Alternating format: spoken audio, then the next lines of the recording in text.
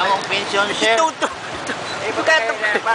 Maawa ka naman, Mr. Vergara. Pira namin yan. Hindi sa inyo, ibalik nyo ang aming pensyon. Kayo na. Ibalik ang pensyon. Ibalik. Mabuhay. Mr. Vergara, maawa ka naman.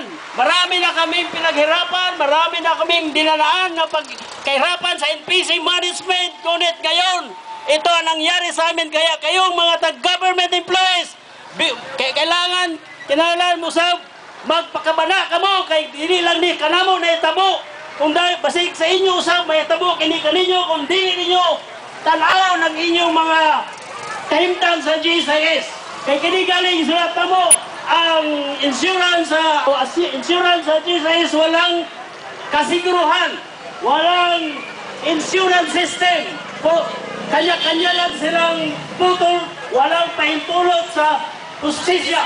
Kaya kailangan natin pag-alert tayo, kailangan natin buksan natin ang ating mga mata para sa kanilang ginagawa ngayon. Ito nangyari kami sa NPC sa Pila ay nawala natin yun dahil naman kapantakan ng ating insurance system.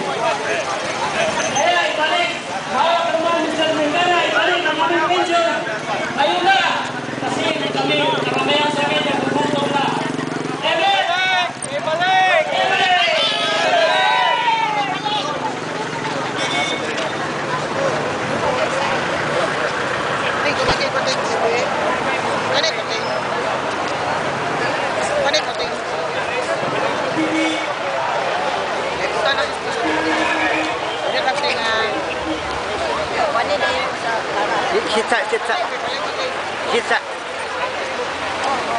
Kita kini.